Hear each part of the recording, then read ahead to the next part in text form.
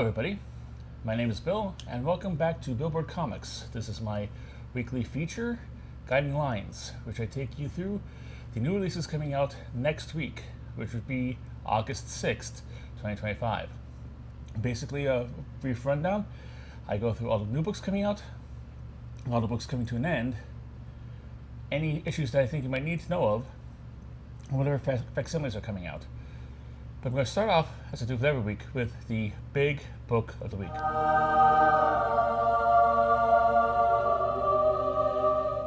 If you have been a regular viewer of this segment, thank you. I appreciate it. Thank you for coming back. If you haven't liked or subscribed it, please do so now. It helps a lot for the algorithm and helps me know that people are actually watching this stuff. So if you could, that'd be awesome. I can't force you to do it, but it would be really big help. But if you are a regular viewer of this segment, you'll know that I have an appreciation of the EC comic books that are coming out from Oni Press.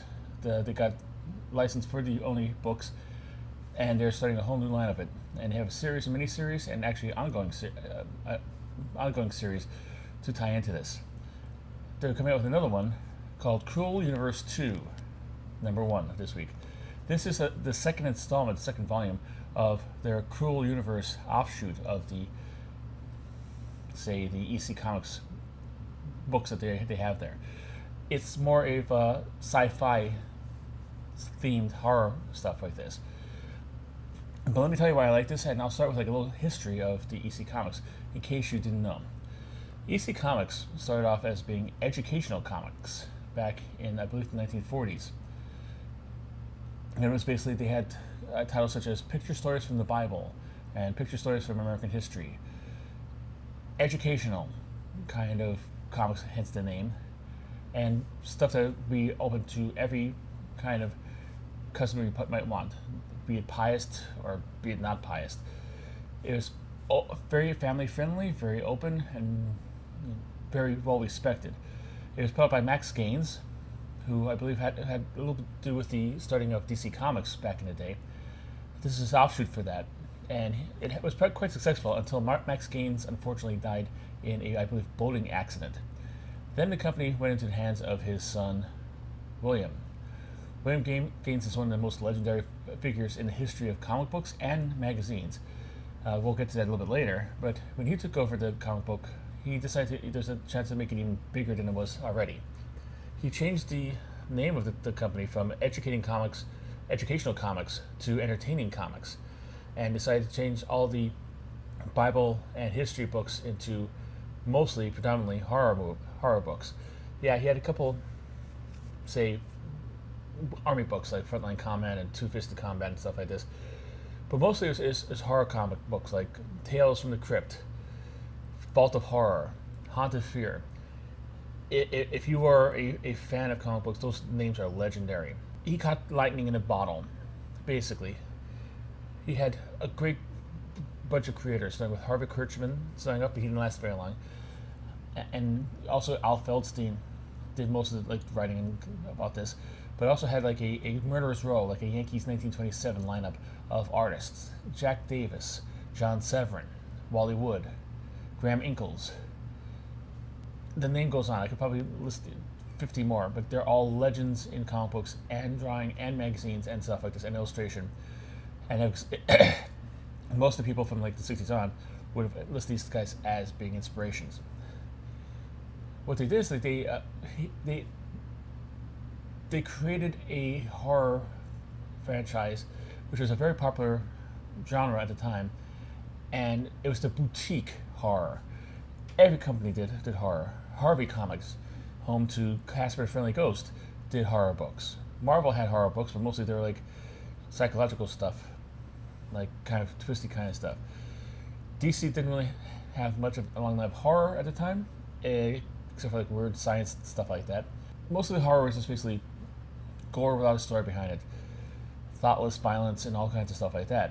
However, EC Comics back in the day put really thought in it, into doing quality horror books for the public. And as a result, they became one of the most popular horror comic publishers at the time.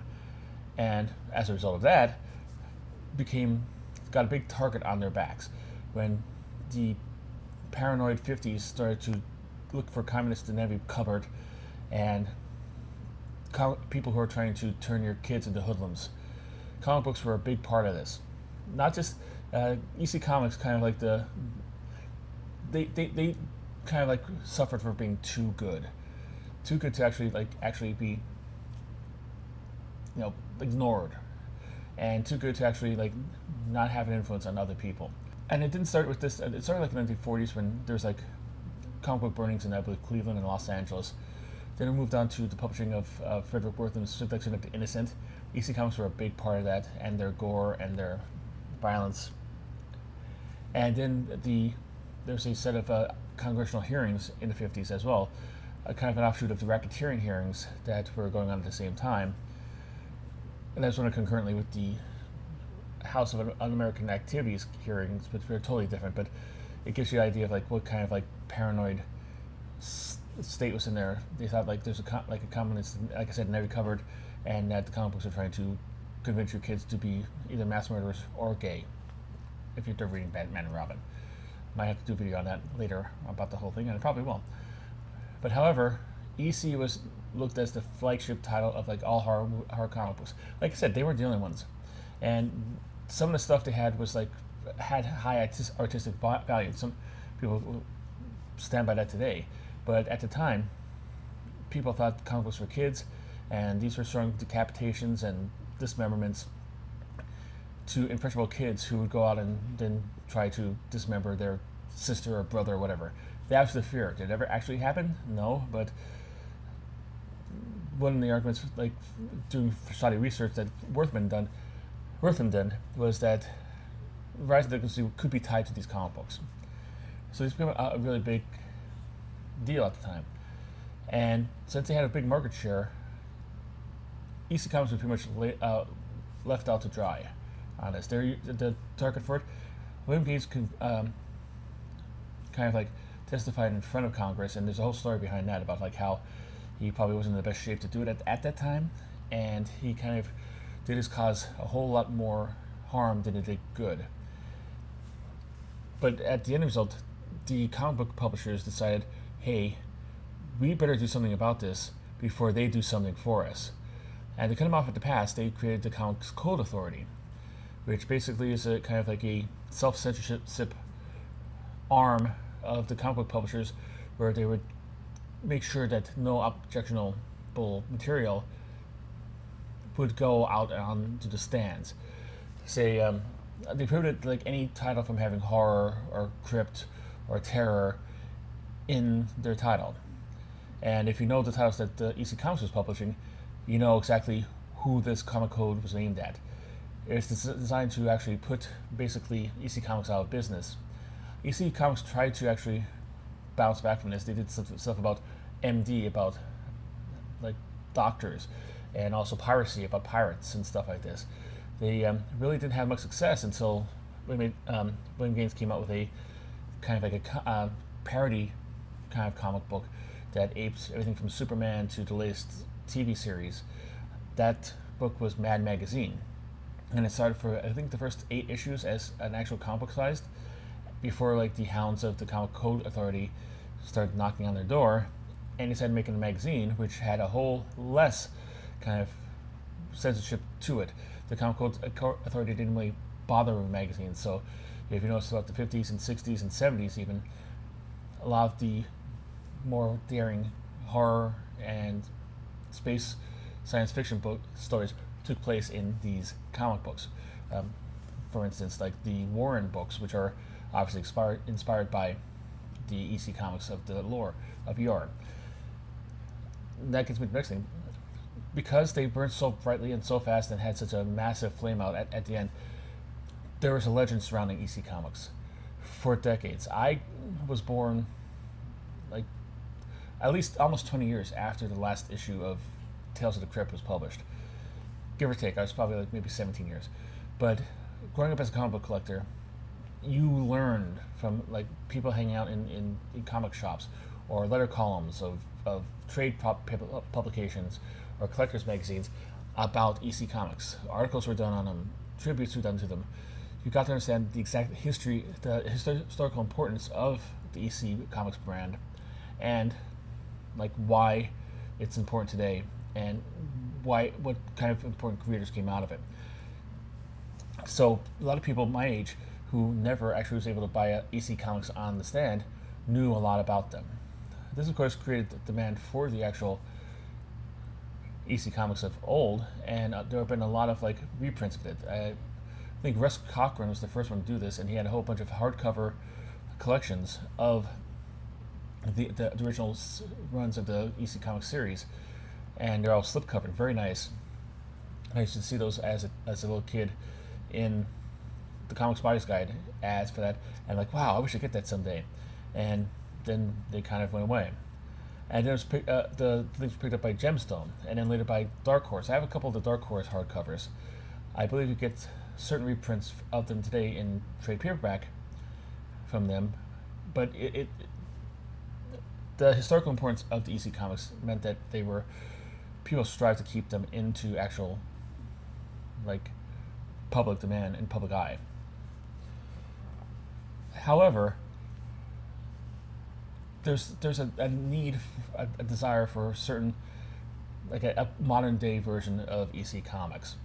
Horror is a big genre in comic books, from everything from Something's Killing the Children to the Walking Dead. All have traced back their popularity to the EC Comics of the 50s, because EC Comics walked so they could run. But the present day is very ripe for horror books. Almost every company has at least 2 or 3 titles. Some are exclusively horror comic books. But this would be a good time to bring back the EC Comics name. And this is what Only Press did. They licensed the actual name of EC Comics and decided to actually put out their own version of EC Comics. It's not going to be the same. I believe practically everybody, if not everybody who worked for EC Comics at the time, has passed away. Wally Wood is no longer with us. William Gaines is no longer with us. Al Feldstein is no longer with us. John Severn's not with us. Jack Davis is no longer with us. So this would be a whole new, fresh start.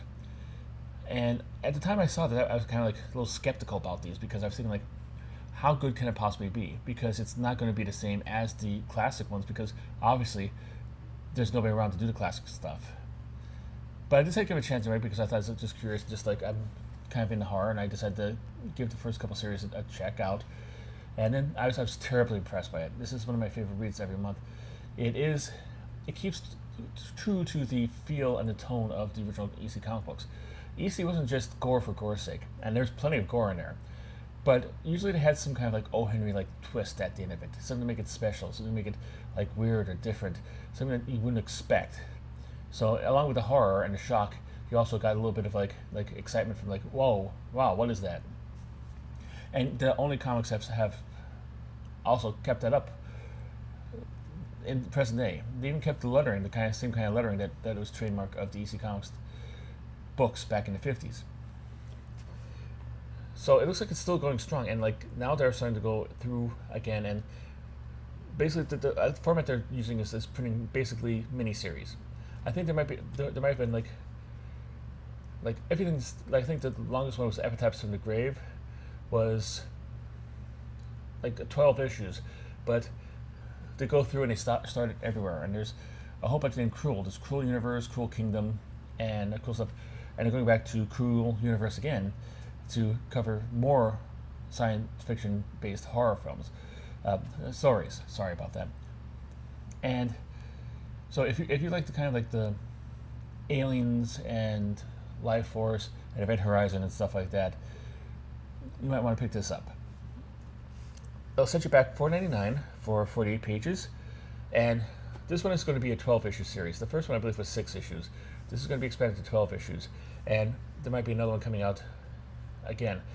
There's another one concurrently as well, and there's also Blood Type, which is the first foray using the EC imprint into a serialized book. Your miles may vary on that one, but it's personally I prefer the anthology versions, because you get more creators using their sick and twisted imagination making these stories. This one will have appears to be at least 3 or 4 stories, It looks like 3 stories, actually. Typically, they all have 3 stories in them. The stories will be written by Ann Nocente. Classic. Every upcoming, I'm going to have like a list of the most underrated comic book writers, and she is definitely on the list. She is definitely doesn't get the credit she deserves. She's a great writer, and I can't wait to see what she's going to contribute to this issue. And Jason Holton and Al Feldstein. Maybe saying, wait a minute, Bill, Al Feldstein? Really? And that's going to be based on the story of Bill Gaines. Wait a minute, Bill Gaines? Didn't you just say 5 seconds ago both of them are dead and passed away? This is going to be a secret, never before seen story from these guys. You'll be able to see a classic story from the EC Comic Vaults live today here in 2025. If that doesn't get you excited, then, well, maybe you don't like horror. But if you like horror and you like EC Comics, this might be like the first, and you're like hesitant to get into the only books, this might be your first like push to get into it. And their story will be drawn by George Roussos, who is no longer with us, but he's a classic artist. Greg Smallwood will be doing a writing and arting on one. So there's actually going to be 4. I was right the first time. 4 stories in this. So, but the art on the other ones will be by David Rubin and by Kano. And the cover will be, as it usually is, by Lee Bermejo. There will be 3 open order variants to support this. Cover B by Tom Fowler. Cover C by Lee Bermejo, gold foil version. And a cover D will be a blank sketch version, so you could have your favorite artist draw something gory on this book. There'll be 4 incentives. First will be cover E, a 1 in 10 by Albert Montes. It'll be an homage cover. Cover F will be a 1 in 20 by Tom Fowler, black and white artist variant. And cover G will be a 1 in 50 Malachi Ward archive. And cover H will be a 1 in 100 Liam Sharp Squadrant cover. I don't know what that means, but Liam Sharp is a pretty big name in comic books. So that's my big book of the week. Let's move on to the new series, or number 1 issues that are coming out this week.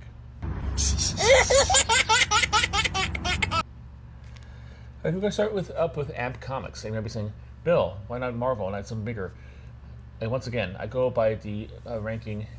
I go through the League of Comic Book Geeks, League of Comic Geeks website, and they list all the new releases, and you can sort them into like different categories. And I go all number 1s, and go all number 1s. They list all the publishers in order of how many number 1s they have out, and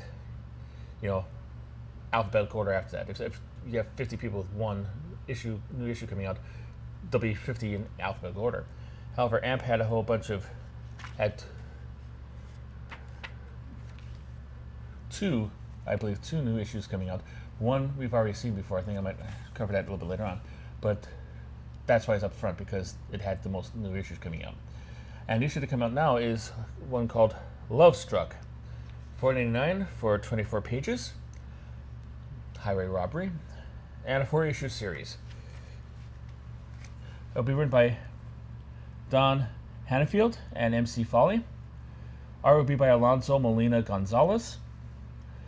Colors will be by Serkan Sirakia. Letters by DC Hopkins.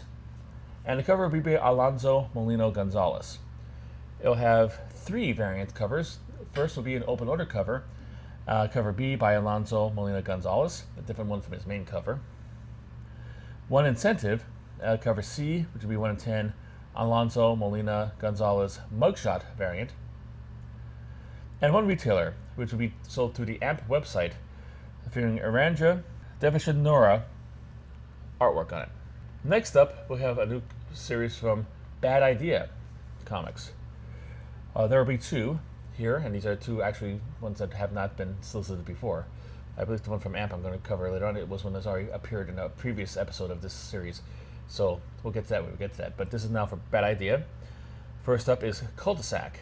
It appears to be a horror series about vampires living in suburbia. And that's a gross underselling of the plot. There's a lot of stuff going on here.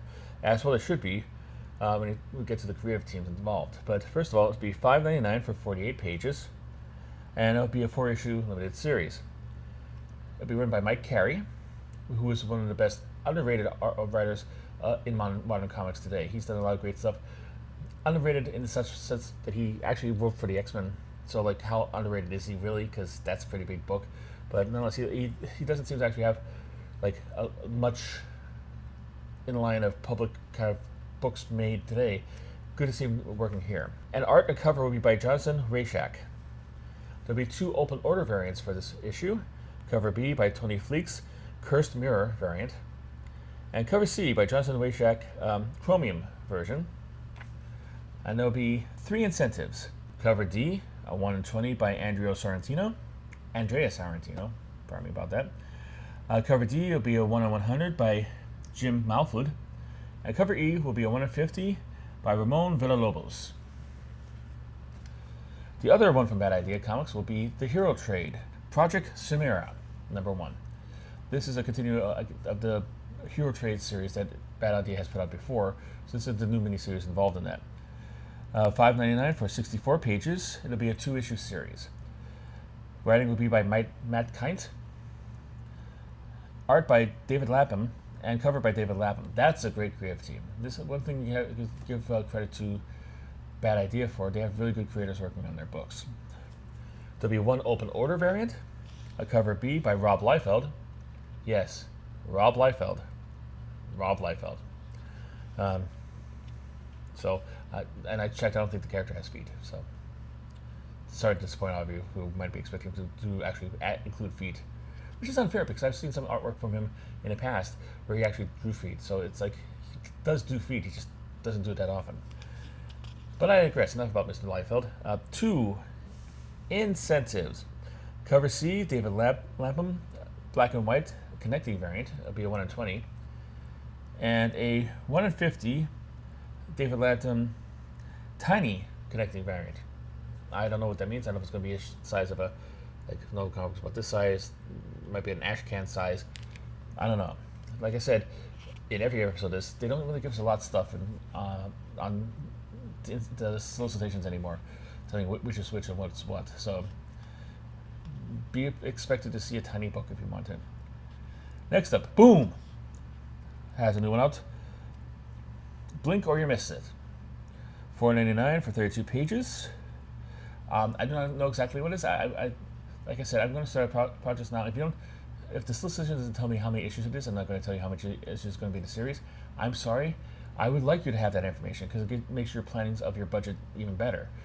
But the publishers don't want you to have this information because they want you to just buy the book and screw your budget because they want you to spend more money on their stuff.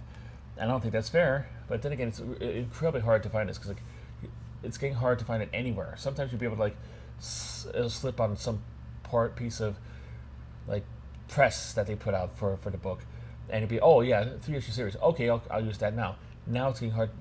They don't say what the series is at all forever, for as long as it is. So, yeah, that's my rant about that, and that's a recurring feature of this series. It will be written by Ethan S. Parker and Griffin Sheridan. Art will be by Keith Browning. Colors by Brad Simpson, and Keith Browning will also do the cover. What they do tell you about is how many variants they have because they want you to buy as many as those. There'll be 3 open order variants for this. Cover B by Christian Ward. Cover C will be Rebecca Puebla, Boom 20th anniversary cover. It's Boom Comics 25th anniversary in comic book publishing, and so they're doing celebratory commemorative covers on all their series. And cover G will be a Christian Ward Virgin variant. There'll be 3 incentives as well. Cover D, a 1 in 10 of the Keith Browning cover, the main cover of the series, in a Virgin.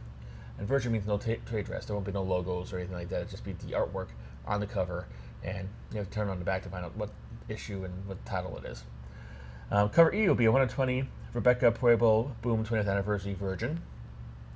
And cover F will be a 1 in 25 Elsa Charitier Virgin. They also have another one coming out, dealing with one of their licensed books, Mighty Morphin Power Rangers Rita's Rewind, #1.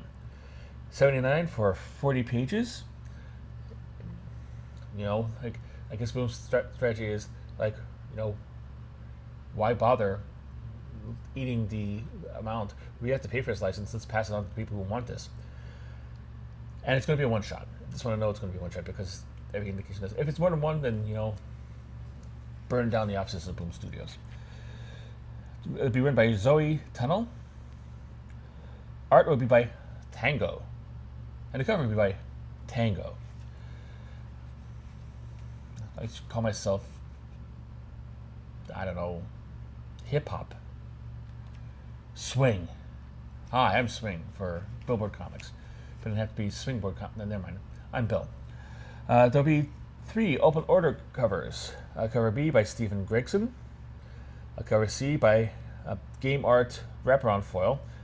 This is based on a video game, so this is probably the cover C will be artwork from the game, or at least the packaging for the game, on the cover. So if you are a gamer, that's probably what you should go for. Cover F will be a Steve Gregson Virgin. 2 incentives, and once again, open orders are ones you could just, your comic shop might just have on the purchase. You don't have to actually, not quite as rare as the incentives. Incentives, the comic shop had to buy, say, 10 of one issue to get 1 copy of this incentive cover. And for every 10 issues, they could be able to buy another one. So if they bought 50 copies of this issue, then they'll be able to get 5 covers of the incentive.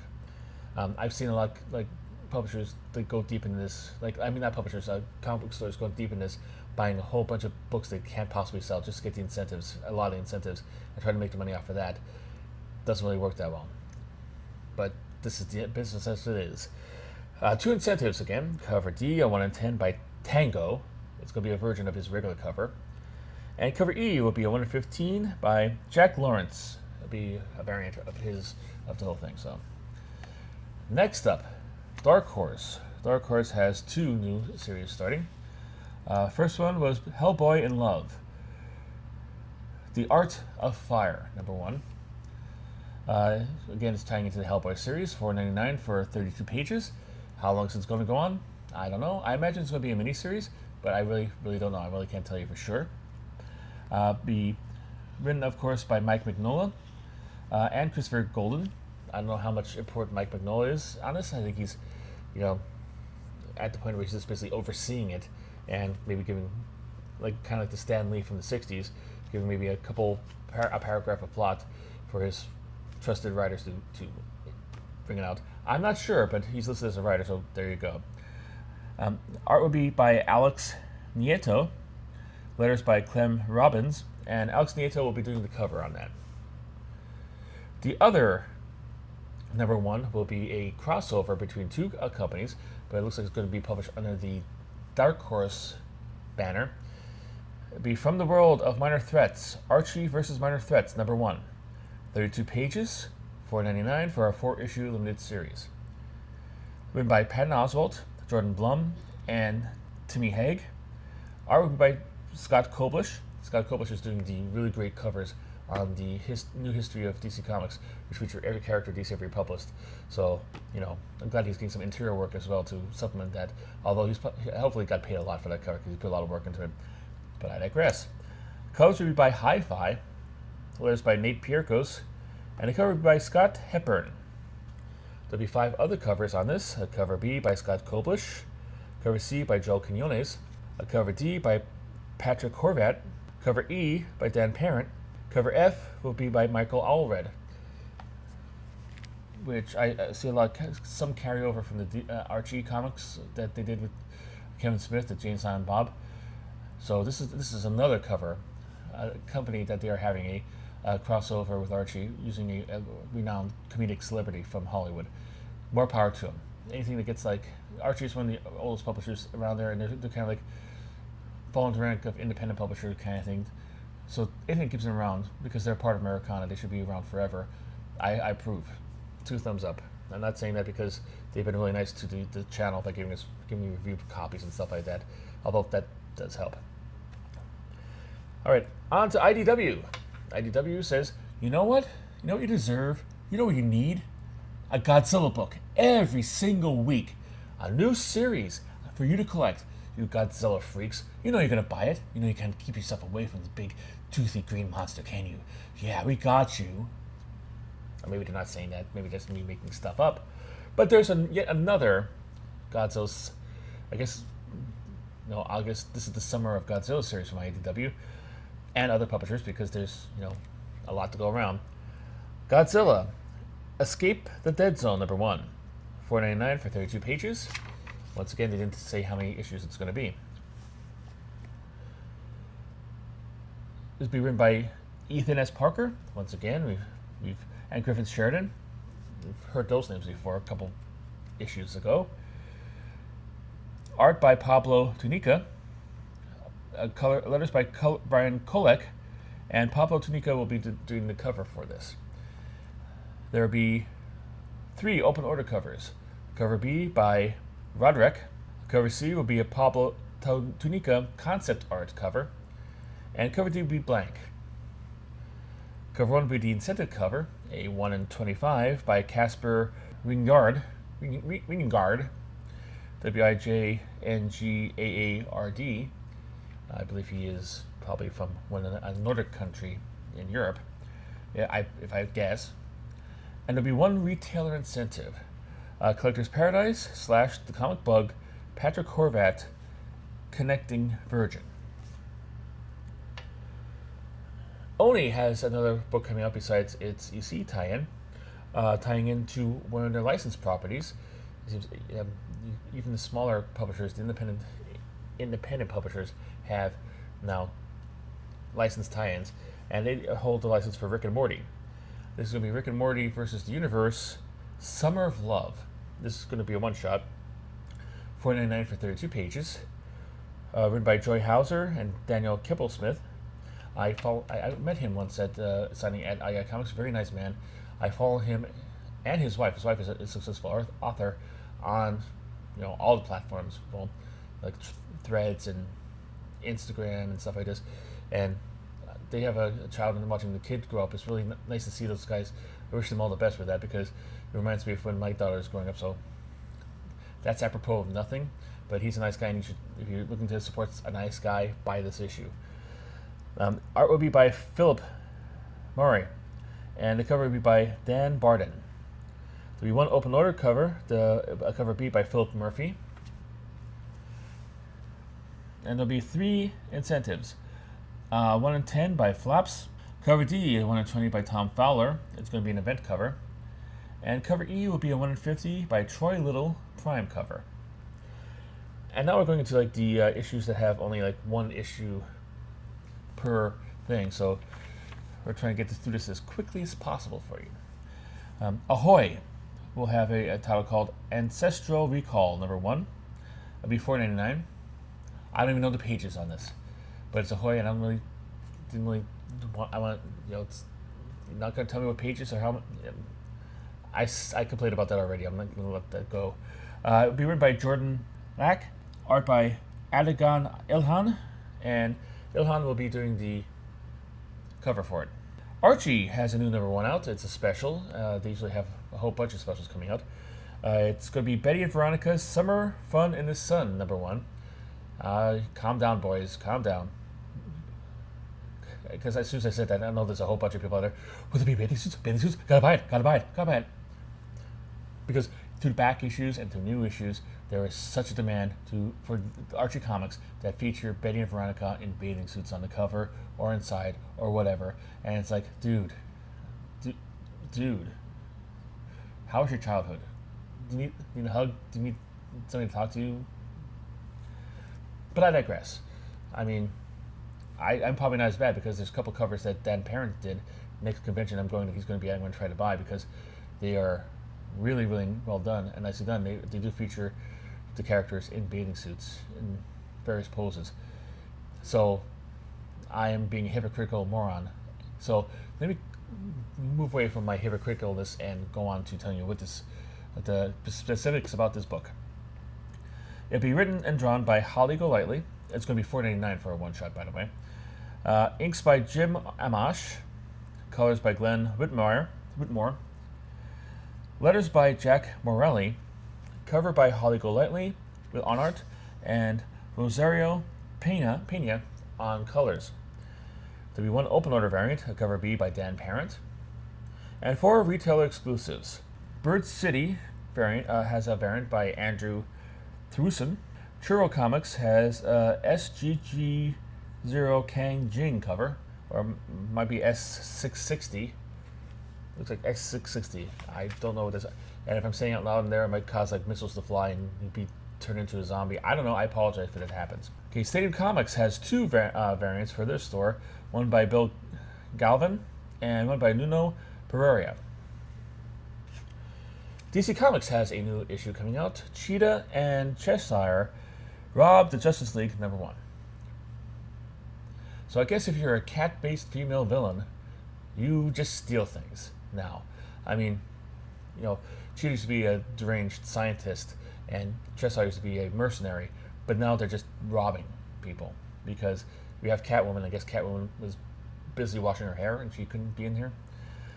But I digress. I joke but this has a really good creative team around it. So even though I'm mocking the whole premise about having two other cat villains be cat burglars, it might be a pretty good book. It's going to be $3.99 for 32 pages. It's going to be a miniseries of sort. How many issues? I don't know because DC's not telling you. It'll be written by Greg Rucka, art by Nicola Scott, colors by Annette Kwok, letters by Tony Pitteri, and the cover will be by Nicola Scott on art and Annette Kwok on colors. So Greg Rucka and Nicola Scott are really good creators. I really like Nicola Scott's artwork, and Greg Rucka has written a bunch of classic stories in the Batman universe and DC universe and the Marvel universe and independent world. So yeah, this is going to be a pretty good issue to pick up. This mock the whole characters to use. There will be 3 other covers for this. Cover B by Gerard Perel, cover C by Leslie Lyrics Lee, and cover E will be a foil version of the Gerard Perel variant. Devil's Due has a new series out, and Devil's Due seems to be just like the vanity publication for Josh Blaylock. Nothing wrong with that, but at one time they had like a whole bunch of other different creators working on a whole line of books coming up. It's good that they're still sticking around and scrapping books out and stuff like this, but it's kind of like a little sad that their glory days they had a whole lot of good books coming out by whole different people. But I digress. The issue coming out is Mercy Sparks, Daddy Issues #1, $5.55 for 32 pages. I imagine $5.55 is done for a specific reason. I guess they didn't want to do the typical, hey, we have a book with the amount of character out, let's charge $6.66, and decide to do $1.11 less than that, which I think is kind of cheeky, but a good cheeky, a fun cheeky. Writing and art will be by, guess who, Josh Blaylock. Ink will be by Brian Rogers. Colors will be by Greg and Fake Studios, Sarah Mitrach, and Jen Chun. 3 people need to color this. I have no idea why. Letters will be by Sean DePasquale, and the cover will be by Joel Herrera. There will be 3 open order covers, variant covers for this. Cover B by Josh Blaylock. Cover C by Pop Man. Cover D will be by Enerjax. There'll be 1 retail exclusive, a Filbo. I guess Filbo is the company. I don't know what they do. Not familiar with it. But they have one done by Daniel Leister on the cover. Next up is Dynamite. It looks like, I don't know if Dynamite's out of the woods yet, but they have a new issue coming out, Sonya Reborn #1, and it has the most variant covers that I've seen from Dynamite in a couple weeks. So pull up your socks and get ready for action.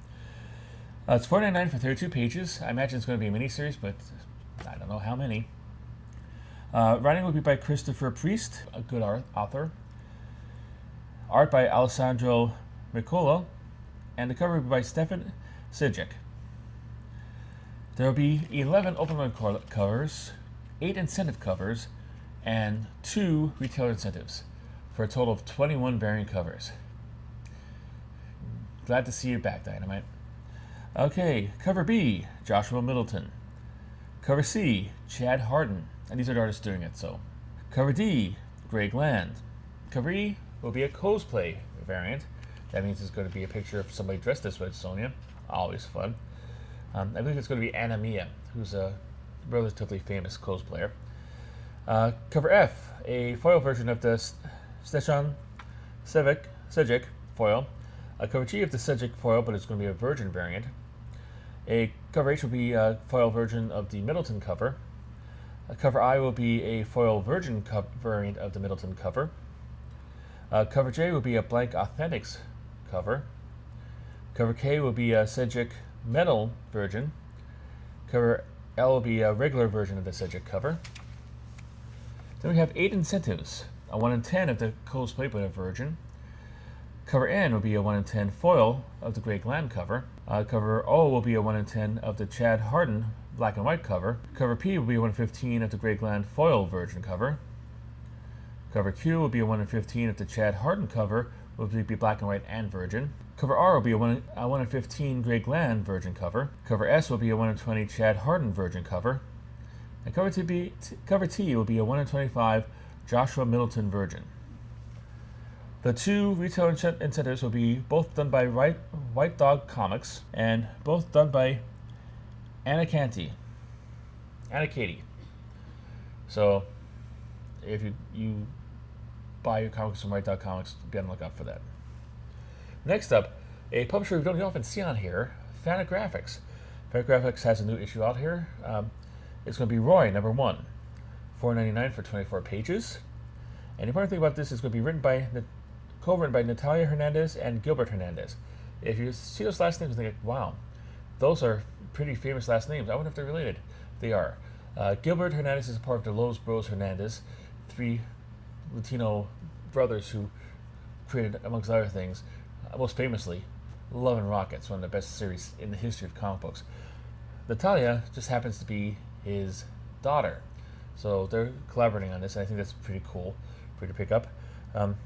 Gilbert will be doing the artwork as well, and he'll also be providing the cover for it. This might be something worth picking up if you're a fan of Love and Rockets. Next up, we have Lev Gleason Comic House, another new addition to this feature. They're doing a Captain Canuck cover. Captain Canuck is, to put a vast oversimplification of it, the Canadian version of Captain America. It's their national hero. It's been around probably close to 50 years already. Maybe longer, maybe not as long. But yeah, it's quite famous, and I guess they're going to try to give another try of getting a series out of it. It'll be, it's like $4.99 for 36 pages. Wait a minute. No, I'm sorry about that. No, that's, how silly am I? $4.99 for this, for Captain Canuck, a Canadian comic book that big? No, it's going to be $14.99. 14.99 for 36 pages. I know the exchange rate between Canada and the United States is kind of weird and it kind of favors the United States. But $14.99 for 36 pages? I mean, it is going to be written by Ty Templeton, who's a master. He's one of the really kind of like underdog, kind of like underappreciated comic book creators in the history of comic books. And he's great. But still, he's not $14.99 for 36 pages great. Art will be by David Cutler, and the colors will be by Mike Booth, and the cover will be by Tom Grummett, another great underrated artist from the 80s and 90s, not worth $14.99. I don't know if it's all the pages going to be printed on gold leaf. Is it going to be, does it come with like a free girlfriend? Does it? We'll do your dishes for you if you leave it out overnight. We'll build you a house while you're sleeping. Why is this so expensive? But that's only the first story. It does have 2 stories. Oh, that explains it. 2 stories is well worth $14.99. I mean, the EC book I covered at the beginning had like 4 stories for like $4.99. What was it? Let me make sure about that. Yeah, 4 stories for $4.99, but it says 2 for $14.99. So I'm hoping it's like a typo and somebody put in the wrong number and it's actually $4.99. But $14.99. Don't get this book. Don't. Even if you're a fan of Captain Canuck, even if you're like a Canadian, don't get this book. The second story will be written by Dan Collins with art by Dale Zoss. Next up, Mad Cave has a book, Orla number 1. Looks like it's going to be $4.99 for 32 pages. Writing by John Lees, art by Sally Cantarino. Colors by Derbilia Kelly. letters by Lucas Gatons, and a cover by Cantriano. There'll be one other cover, a cover B by Lisa Steele. We have Panic Entertainment, Panick, ask for it by that spelling. TAMA number 1, $4.99 for 32 pages. Written by Adam Schlagman and Doug Pascoe. Art by Daniel HDR. Colors by Pete Pantazis. Letters by Pat Brousseau. And cover by Dustin Nguyen. Kind of weird to have Dustin Nguyen. Nguyen's a pretty big name to do this for an independent that I haven't really heard of before. There'll be one incentive cover B, 1 in 10 by 20 Fleeks. Alright, next one we have a new issue coming out from Strangers Publishing. It will be Fortress number 1. It will cost, looks like, $8 for 28 pages. Again, I don't know Strangers Publishing, but it might be, some kind. I don't know, like why they're charging so much for so little pages. Again, it might be, I think it's made out of like platinum metal.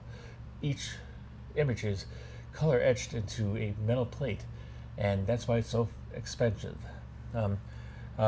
Written art and cover by Joel Vandernap. So maybe he needs some money for an operation, and that's why he's charging so much. Don't have anything else on this, so avoid it. Don't get this one. This is the one I say, do not get this one. Give me advice on this. Don't get this one. Don't bother asking your if you got it from your local stuff, it looked interesting, and you decide to have him pull it for you, don't get it. And if you're not on a convention, you see him on a convention, don't buy it off of him that way. This is outrageous. $8 for 26 pages, outrageous. And next up, our final new release from Uncivilized Books, The Jungle number 1, $10 for 52 pages. It's going to be magazine size, so that's why it's kind of like a little more expensive. You're getting more page for your buck. Does it make it worth it? That's your decision to make. But I think it's a whole lot better than the whole, like, $8 for 28 pages. I mean, simple math. It'll be written by Keenan Marshall Keller. Art and colors by Tom Neely, and Neely will also be doing the cover. There'll be one other cover, a cover B by Skinner. But my attitude to this, as we're going to see a little bit later on, don't trust this too much. They're not really good with getting the books out on time. They have a lot of problems with getting stuff delivered on time. So take it with ground of salt. Now, let's go on to our sub-feature of this thing that I like to call Let's Try This Again. Again! This feature is basically devoted to books that I recovered in Guidelines in the previous week.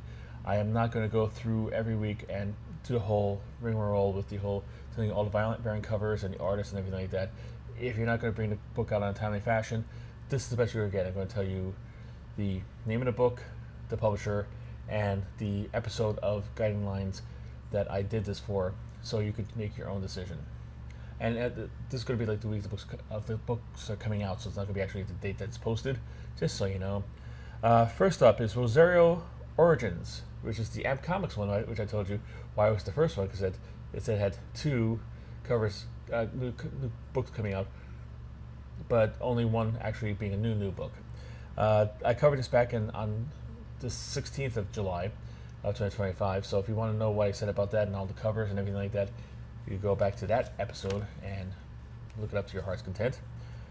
And another one is We Don't Kill Spiders, Season of the Witch, number 1. This is from Midnight Factory, and I covered this on the 28th. So this was like last week. So it still hasn't come out. So if you want to find out about that, go back to last week and you can watch the video there and fast forward through it if you want to find out more about that. I don't think you're going to do that, because why would you? Next up, we're going to go to final issues.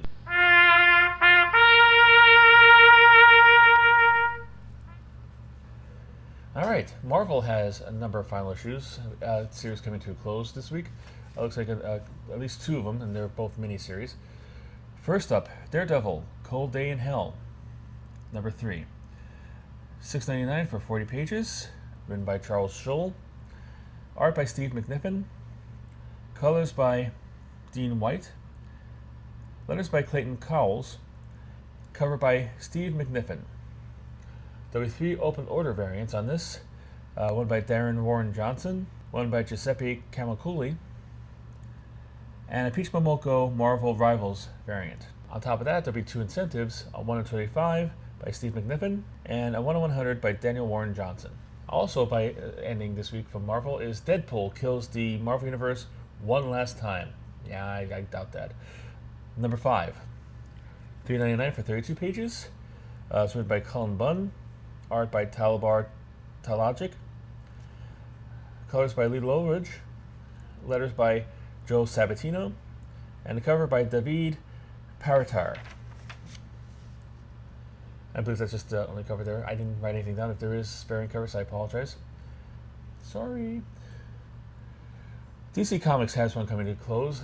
Secret Six number 6. Synergy. $3.99 for 32 pages.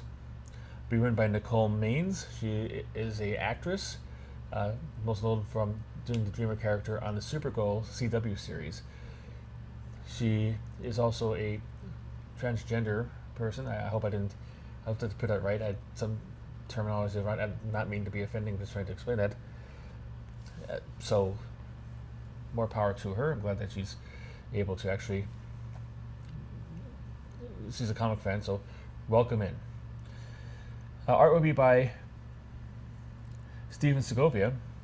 Cover will be by Steven Segovia on art and Rain Burrito on colors.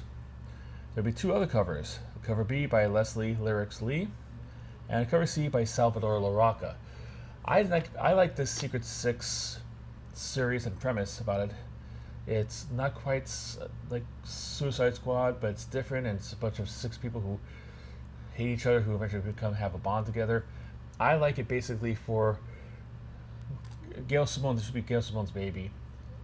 Actually, it's an adaptation of a concept that goes all the way back to the 60s, which I was a big fan of. So I didn't pick up this book because it wasn't done by Gail Simone, and you get kind of territorial about sometimes with artists and creators with their titles. What, they're not using Gail Simone for this? I'm not getting it. However, when I looked up on the League of Comic Geeks website, most of the comments, if not all the comments, that referred to the quality of the book, gush over how great it was. And I'm not kicking myself, so maybe I'll try to find this in the back issue bins, or maybe if it shows up someplace in like something cheaper, maybe you can get the trade when it comes out, just to come up. So I apologize to Ms. Maines about not picking this up, but I hope you understand, because Gail Simone rocks. All right, next up, Image has a number of series closing out. Napalm Lullaby, number 10. $3.99 for 32 pages. This is Rick Remender's series, with art and cover by Bengal. There'll be 1 incentive, a cover B by a 1 in 15 by Greg Tocchini. Yeah, this it kind of it's weird, because he's one of the bigger creators, and you think he has had long runs on comic books. It's weird that this is only 10 issues, but maybe that's all you had to say for the character, or maybe it was canceled by Image. I do not know. Next thing is, I think, a natural end for a mini-series. It's Bitterroot, The Next Movement, number 5, $3.99 for 32 pages. It's written by Chuck Brown and David F. Walker. Art and cover by Sanford Green. There'll be 2 other covers with this. Cover B, a 1 in 10 by Torrin Clark, and another 1 in 10, a cover C by Daniel Warren Johnson. And next up, I guess 10 is the issue where everybody cancels their books. Marvel is notorious for letting series run to the 10th issue and then canceling it afterwards. And sometimes it's started with the number 1, but not always. But Nullifier will be ending with number 10, $3.99 for 32 pages. It's written by Michael Walsh. Art by Gustavo Vargas. Cover by Michael Walsh. There will be 2 other covers, a cover B by Gustavo Walsh and a cover C by Artyom Trakanoy. Dark Horse has one closing out this week, Arcana Royale, number 4. $4.99 for 32 pages, written by Cullen Bunn. Art by A.C. Zamudio. Colors by Bill Crabtree. Letters by Josh Reed. and the cover by AC Zamudio. Okay, Bliss on Tap has one ending. 6 Shots. Number 2. I covered this just last month because, that's the way it goes. It's only a 2-issue miniseries, so I covered the first one. If you want to go back last month and look for it, more power to you. I believe it's about a man searching for vengeance, is helped out by a demon or the devil, and given a gun with 6 bullets that the devil wants him to kill 6 people at random. And when he does all that, he'll get his chance at vengeance. Pretty interesting concept. But this is the last issue of it. $4.99. Written by Brian Philipson and Jordan Lichtman. Art and cover by Alex Cormack. Red 5 has one coming too close. Snow Monkey number 4. $4.95 for 32 pages. Writing by Jason Shaw. Art by ENN. Colors by Chuck Moore Obach. And the cover by Aaron Bartling. Next, we're going on to one that is a kind of like a hit or miss feature. We don't actually cover it every week, but this week there is one that you should know. One I call Issues of Note. This looks interesting. An issue of note now comes from Mad Cave, and it is Dick Tracy number 11. $4.99 for 32 pages, written by Michael Morrissey and Alex Segura. Art by Geraldo Borges. Colors by Mark Inglesey. And letters by Jim Campbell. And Geraldo Borges will be doing the cover for this. I have one other cover, cover B by Francesco Francavilla. Why am I including this in? Well, because there has been a gap between this. The 10th issue of this came out a couple months ago. They put on hiatus, and now it's back. So if you are a fan of Dick Tracy and you've been picking up on the newsstand randomly, be on the lookout for this. It has come back, so you don't have any holes in your collection. You don't have to miss it. This is coming back, so pick it up. Hopefully, if you have a really good comic book shop and a really on-the-ball owner who does the pull list, and you had this on your pull list, you won't have to worry about that because it's coming back. Or you should have reminded him 2 months ago when it appeared in the solicitations from previews and stuff like that. But just want to give you a heads up. Dick Tracy's back, and he's back with a new story arc and new storyline. So be on the lookout for that. Next up, our final category, yay, which will be facsimiles.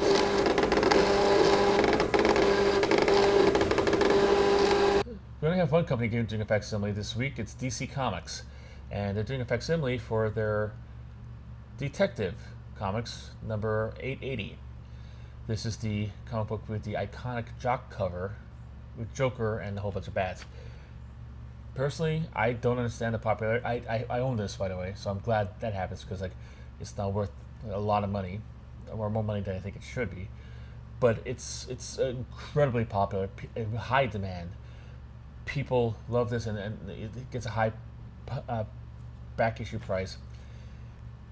So to help people who might just like the issue and it fills a hole in their collection, or they just like the artwork and want it at a cheap, affordable price, DC Comics is giving the facsimile for this. It's going to have a regular facsimile, which is basically looks like a regular comic book, only probably with a higher price point. We also have a foil variant, which I'm not going to show the picture because they usually don't show the pictures, provide the pictures for that. But it will be the regular cover, but with a foil background. You know what foils look like. Then there will be a 2025 Alex Saviuk Superpowers variant, which the cover looks like a fake Superpowers figure packaging, which to me is puzzling because the whole importance of this book is the cover. I don't think that's a controversial statement. I don't think that's a hot take. The reason why this is so important is the cover, and the cover, you're replacing it with the a action figure variant. I love action figure variants. I support Alex Saviuk getting work, but why? And there's another one on top of that. It's going to be a blank variant. This makes a little more sense because you could have your own favorite artist try to do their interpretation of that cover, which would probably be pretty cool. Hey, Art Adams, can you try to do your interpretation of the Jock cover and see how it would look like? and see what changes they would do and how they do it differently. I don't know if they would appreciate it because like they would have to be copying somebody else's work, but nonetheless, that's an idea for you. But that wraps up from this week. Please put in the comments any comments you want to make. Is there something that I should have covered that I missed? Or is there stuff that I covered that I shouldn't have covered? Do you have pronunciations for any names I mangled? I thought I did slightly better than I did last week, but last week was horrible, so the bar was really low. If you have any if you're a creator and I'm mangling your name week after week, let me know. I do not want to do that. I'm not doing it on purpose. I'm not doing it to be funny. I'm doing it because I'm a moron, and my handwriting is bad, and sometimes I can't read it, so I apologize. So please let me know. I appreciate it in the comments. And let me know if you're excited for any of these books, like are excited for the new EC Comics, the Cruel Universe #2, or you're sad that the Deadpool Kills the Universe One More Time is ending. Let me know in the comments. If you made it this far, give me a like and subscribe. That's legally obligated by the International Committee for YouTube Memberships. You have to do it. I'm sorry. My hands are tied. You know, I don't want to see you arrested. I don't want to see you be put into a gulag. I don't want you to have to listen to Miley Cyrus Wrecking Ball over and over again for 50,000 hours, because that's one of the punishments. So just don't avoid all that and just like and subscribe. That'd be really great. And if you think somebody might need to use this, please share it. I would appreciate it. And thank you very much for watching. And until next time, keep on collecting.